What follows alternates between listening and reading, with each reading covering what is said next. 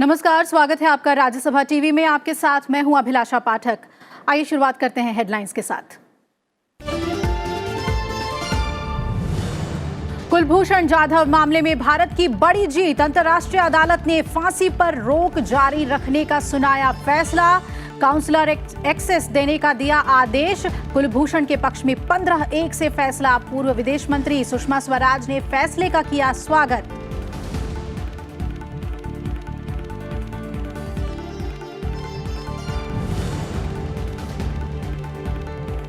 राष्ट्रीय जांच एजेंसी को ज्यादा ताकत देने से जुड़ा एनआईए संशोधन विधेयक राज्यसभा से भी पारित। एनआईए को विदेश में भारतीय हितों के खिलाफ आतंकी वारदात की जांच का मिलेगा अधिकार। केंद्रीय गृह मंत्री अमित शाह ने कहा, देश की सुरक्षा और आतंकवाद के खात्मे से जुड़ा है बिल।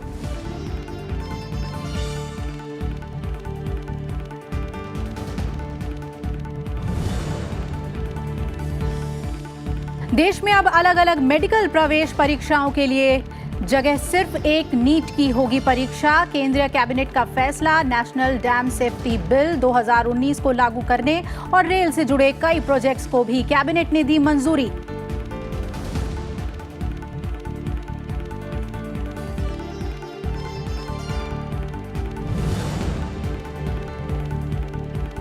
कर्नाटक विधानसभा में कुमारस्वामी सरकार के विश्वास मत से पहले कांग्रेस जेडीएस के 15 बागी विधायकों को बड़ी राहत। सुप्रीम कोर्ट ने फैसले में कहा, विधानसभा की कार्यवाही में शामिल होने के बागी विधायकों को नहीं किया जा सकता बाध्य। विधानसभा अध्यक्ष इस्तीफों पर फैसला लेने के लिए स्वतंत्र, लेकिन मामले में संवैधानिक संतुलन बनाना जरूरी।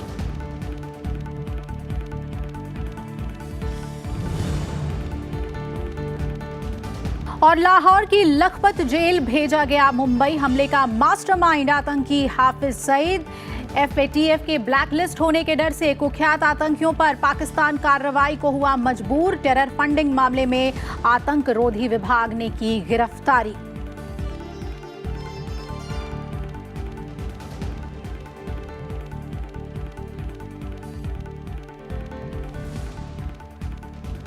और बुलेटिन की शुरुआत करेंगे अभी की बड़ी खबर के साथ। अंतर्राष्ट्रीय अदालत में आज भारत को बड़ी जीत मिली है, कामयाबी मिली है। आपको बता दें, नीदरलैंड के हेग में स्थित अंतर्राष्ट्रीय अदालत में आज पाकिस्तान में बंद भारत के कुलभूषण जाधव मामले की सुनवाई हुई।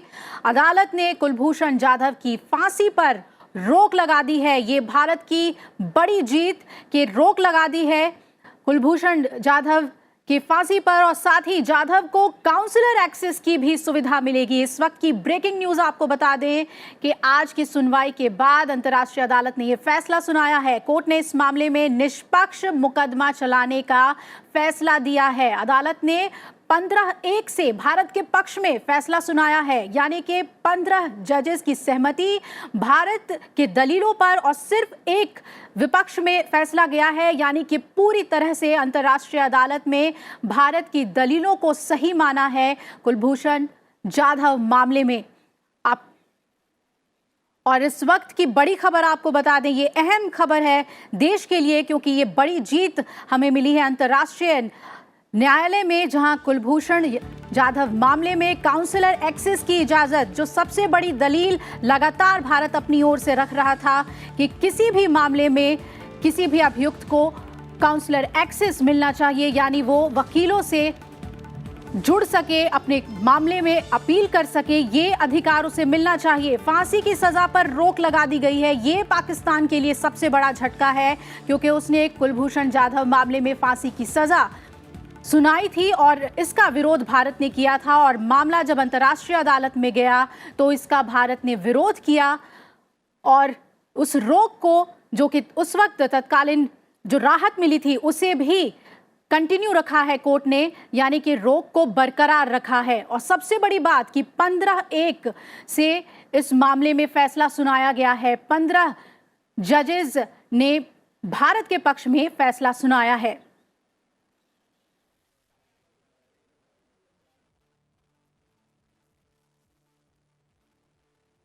भारत के लिए ये बहुत बड़ी जीत। और इस वक्त की ब्रेकिंग न्यूज हम इसे कहेंगे, कुलभूषण जाधव मामले में पाकिस्तान के खिलाफ भारत ने जो मुहिम चलाई थी और अंतर्राष्ट्रीय स्तर पर इस मामले को हम लेकर गए थे, जो रवैया था पाकिस्तान का इस मामले में, उस पर आईसीजे ने यह भी कहा कि अपने फैसले पर पुनर्विचार करें। और आईसीजे ने अपने फैसले में ये बातें कही हैं कि वियना संधि का उल्लंघन भी इस मामले में देखने को मिल रहा है।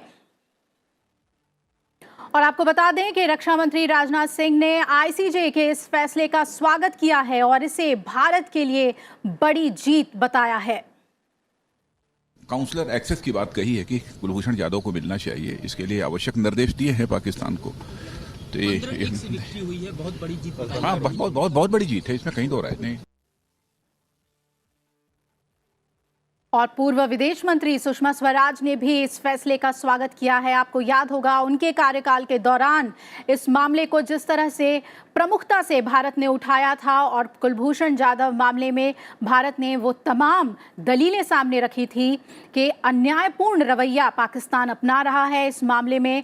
और वो ट्वीट्स हम आपको दिखा रहे हैं कि उन्होंने शुक्रिया किया है कि जिस तरह के इनिशिएटिव्स लिए गए भारत सरकार की ओर से, और ख़ास तौर पे उन्होंने हरीश साल्वे जो इस मामले की पैरवी कर रहे थे उनका भी शुक्रिया अदा किया है अपने ट्वीट में।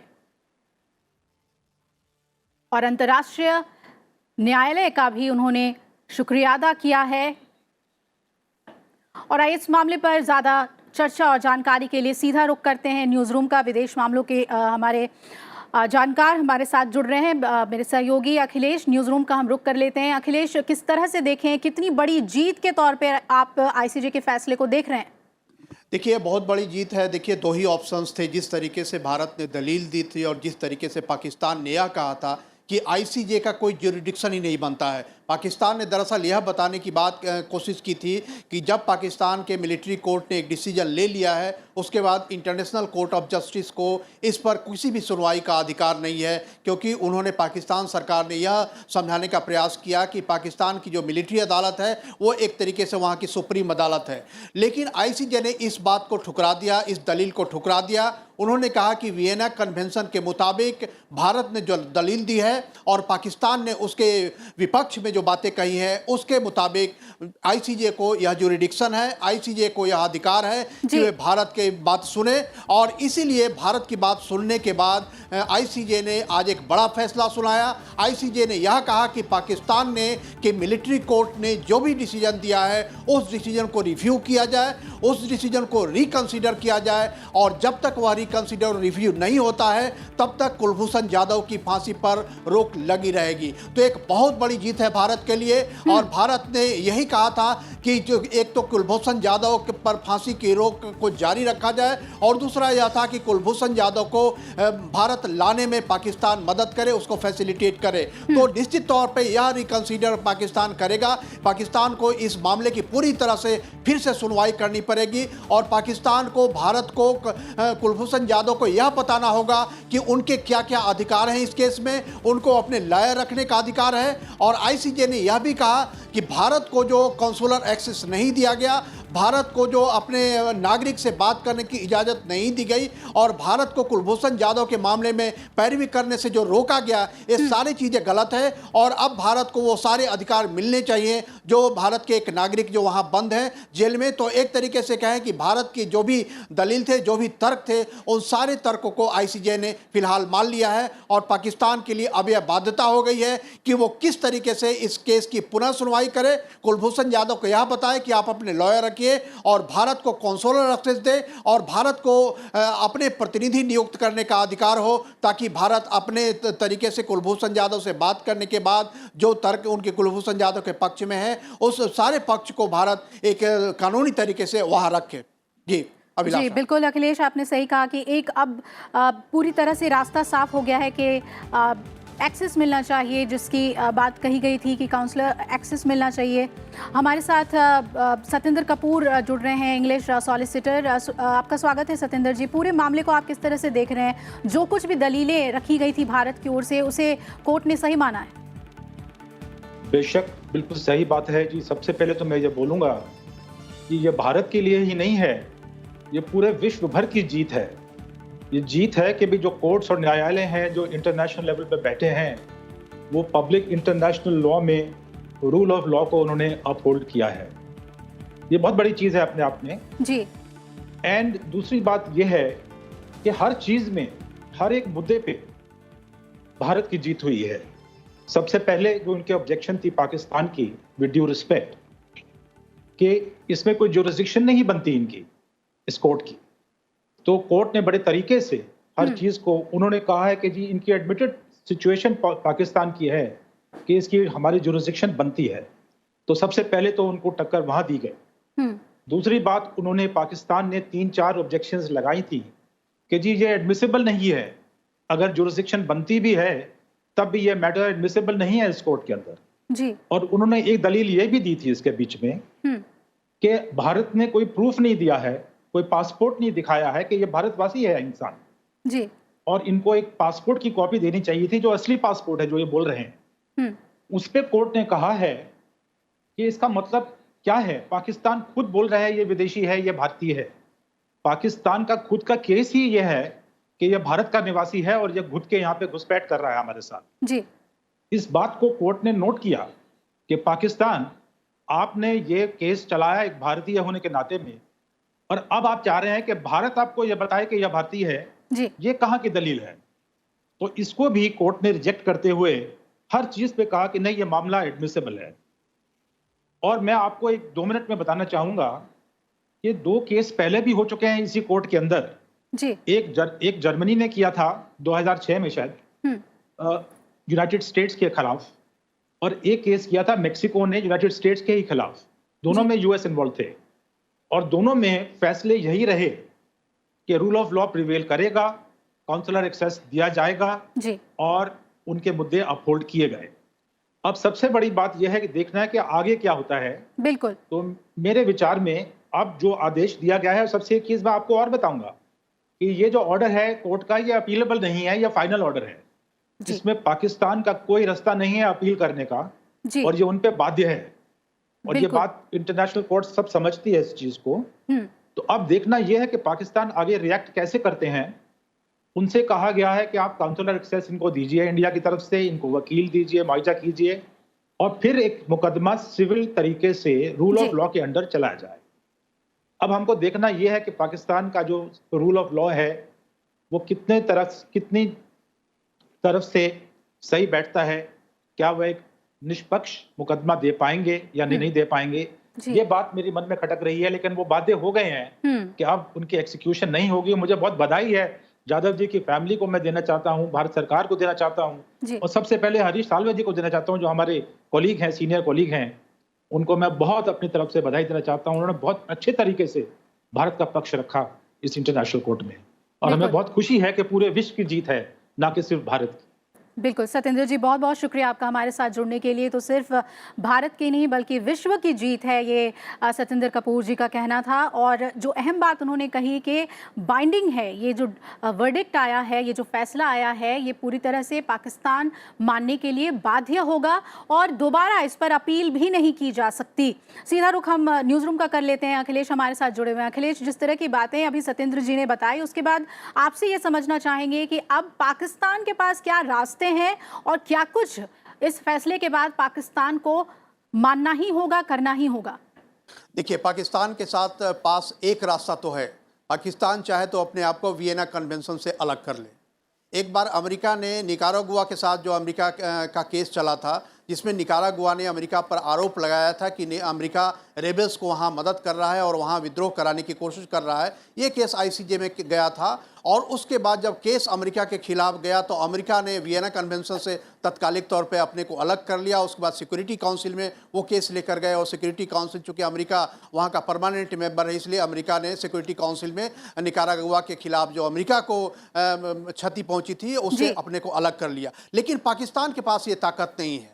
पाकिस्तान सिक्योरिटी काउंसिल का मेंबर नहीं है और मुझे नहीं लगता कि सिक्योरिटी काउंसिल का कोई मेंबर पाकिस्तान के पक्ष में इस केस को वहां लेकर जाएगा। तो या तो पाकिस्तान खुद को वियना कन्वेंशन से अलग कर ले, ये एक रास्ता है, तब वो इस केस से बरी हो सकते हैं। लेकिन इसका बहुत बड़ा, क्योंकि पाकिस्तान अभी खुद ही FATF में टेररिज्म को फंडिंग करने के मामले में फंसा हुआ है, दिवालियापन की कगार पर है, तो मुझे नहीं लगता कि पाकिस्तान यह कदम उठाएगा। अब दूसरा कदम यह है कि पाकिस्तान को एक कोर्ट बनाना है कि एक कोर्ट वो बनाए और जिस कोर्ट में पूरे मामले को फिर से लाया जाए। तो पाकिस्तान के पास जो तथ्य हैं, पाकिस्तान के पास जो भी दस्तावेज हैं और जो भी उनके चार्जेज हैं, उन चार्जेज को लेकर वो लाएं और उन चार्जर के आधार पे कुलभूषण जाधव को सबसे पहले यह बताया जाए। उसमें साफ साफ लिखा हुआ है कि कुलभूषण जाधव को यह बताना है पाकिस्तान को कि आपके क्या क्या अधिकार हैं इस कोर्ट में। तो निश्चित तौर पे जब कोई किसी को आप अपराधी साबित करना चाहते हैं तो वह भी अपना वकील रख सकता है, तो कुलभूषण जाधव को अपना वकील रखने का अधिकार है।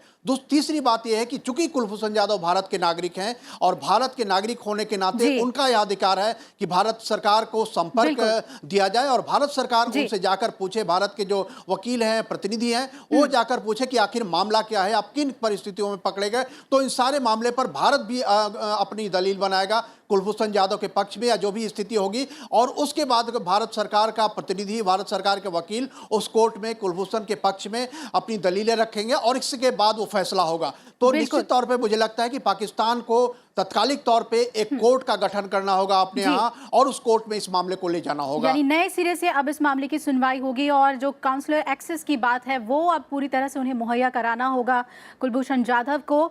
और अब उम्मीद करें कि एक निष्पक्ष अदालती कार्रवाई पाकिस्तान की ओर से देखने को मिले, जो कि अभी तक इस मामले में देखने को नहीं मिली थी। बहुत बहुत शुक्रिया अखिलेश आपका हमारे साथ जुड़ने के लिए, विस्तार से इस खबर से जुड़ी तमाम अहम बातें हमें बताने के लिए। चलिए अब आपको बताते हैं हम कुलभूषण जाधव मामले में दरअसल कब कब क्या क्या हुआ, ये बेहद अहम है।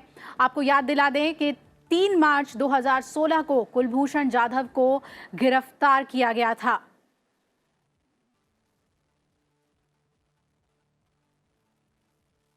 और एक एक करके हम आपको टाइमलाइन बताना चाहेंगे कि इस मामले में कब कब क्या हुआ। 10 अप्रैल 2017 पाकिस्तान की अदालत ने जाधव को 24 मार्च 2016 को पाकिस्तानी सुरक्षा एजेंसियों ने दावा किया कि कुलभूषण भारतीय जासूस है और उसे दक्षिणी बलूचिस्तान से गिरफ्तार किया गया। 3 मार्च 2016 को गिरफ्तार किया गया और 26 मार्च 2016 को भारत ने पाकिस्तान के दावों को खारिज किया था। उसके बाद 10 अप्रैल 2017 को पाकिस्तानी सेना की अदालत ने जाधव को मौत की सजा सुनाई थी।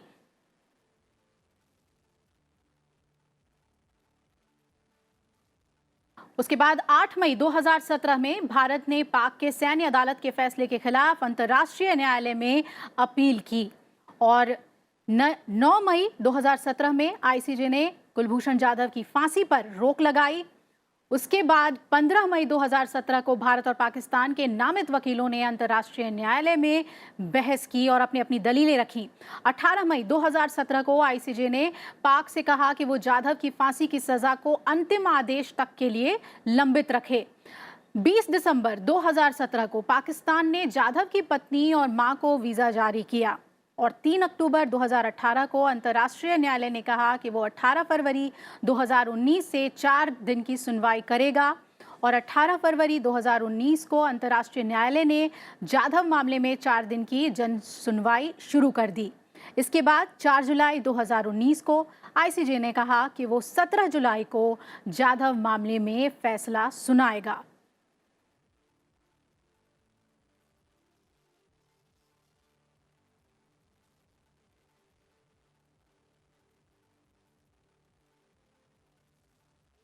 तो भारत को बड़ी जीत मिल गई कुलभूषण जाधव मामले में। जो भी दलीलें अंतर्राष्ट्रीय न्यायालय में भारत ने अपनी ओर से रखा था, अदालत ने उस पर सहमति जताई और भारत के पक्ष में फैसला सुनाया। आइए खबरों में आगे बढ़े, बात कर लेते हैं संसद में हुए कामकाज की। तो राष्ट्रीय जांच एजेंसी संशोधन विधेयक लोकसभा के बाद आज राज्यसभा में भी पास हो गया और सदन ने इस विधेयक को सर्वसहमति से मंजूरी दे दी है। गृह मंत्री अमित शाह ने विधेयक पर चर्चा का जवाब देते हुए कहा कि एनआईए की साख को बनाए रखना और उसे बढ़ाना सभी की जिम्मेदारी है। गृह मंत्री ने सदन को एनआईए के पास दर्ज हुए मामलों और कोर्ट में एनआईए की तरफ से दायर चार्जशीट को लेकर भी जानकारी दी।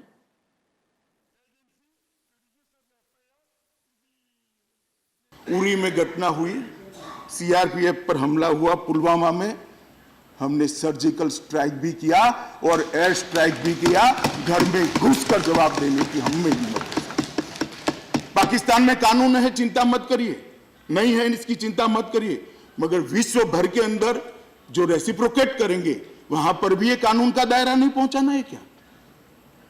जो देश रेसिप्रोकेट करते हैं उसको तो हम वहां तो कानून का दायरा पहुंचाएंगे या नहीं पहुंचाएंगे? और अंतर्राष्ट्रीय दबाव जो खड़ा हो रहा है, मुझे लगता है पाकिस्तान ने भी कभी न कभी ये कानून बनाना ही पड़ेगा।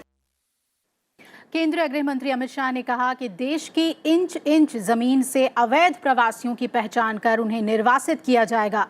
गृह मंत्री ने राज्यसभा में प्रश्नकाल के दौरान एक पूरक प्रश्न के जवाब में ये बात कही। एनआरसी की चर्चा करते हुए उन्होंने कहा कि ये असम समझौते का ही हिस्सा है।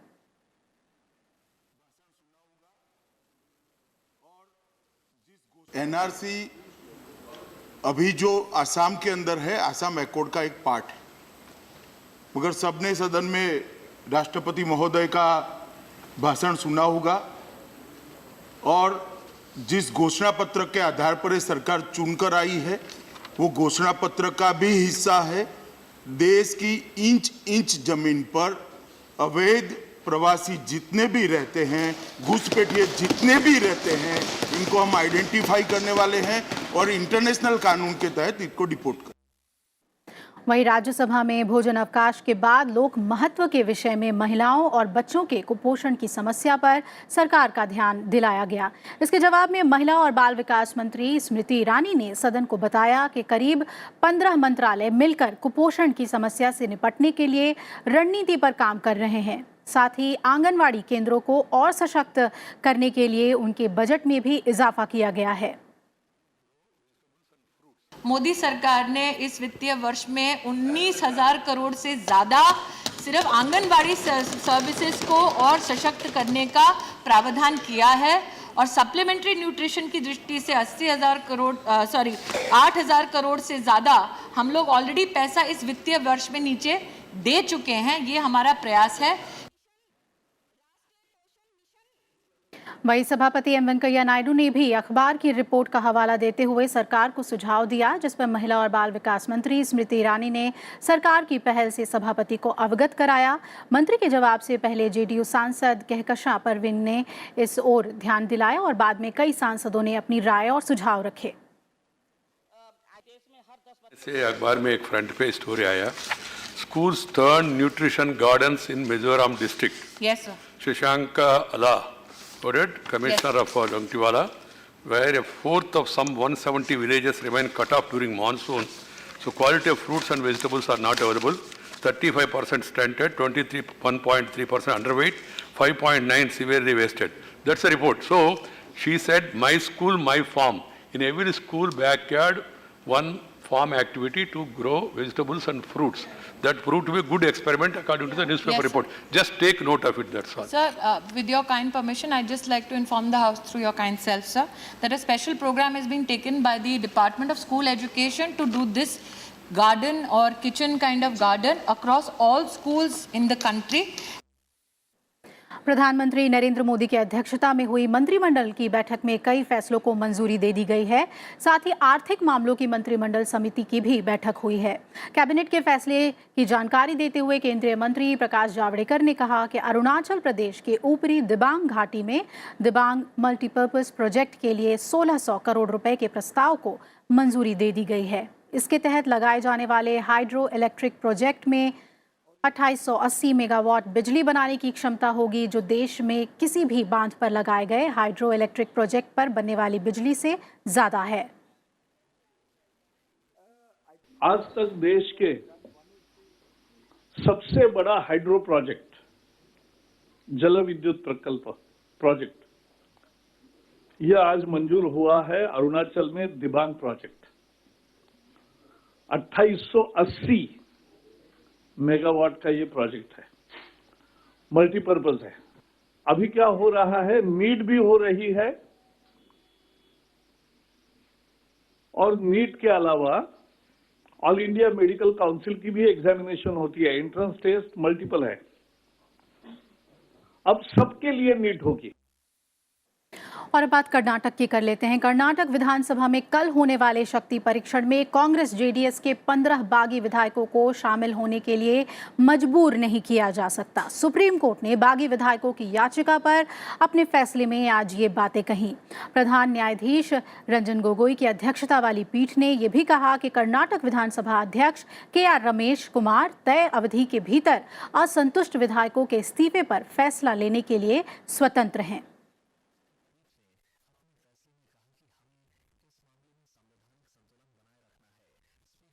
तो बागी विधायकों को कोर्ट की तरफ से बड़ी राहत मिली है। मुंबई हमले का मास्टरमाइंड जमात-उद-दावा प्रमुख हाफिज सईद को पाकिस्तान में गिरफ्तार कर लिया गया है। पाकिस्तान के पंजाब प्रांत के आतंकरोधी विभाग ने हाफिज सईद को लाहौर से गिरफ्तार किया। सईद लाहौर से गुजरावाला जा रहा था। गिरफ्तारी के बाद हाफिज सईद को न्यायिक हिरासत में भेज दिया गया है। हाफिज सईद को 26/11 मुंबई आतंकी हमले का मास्टरमाइंड माना जाता है।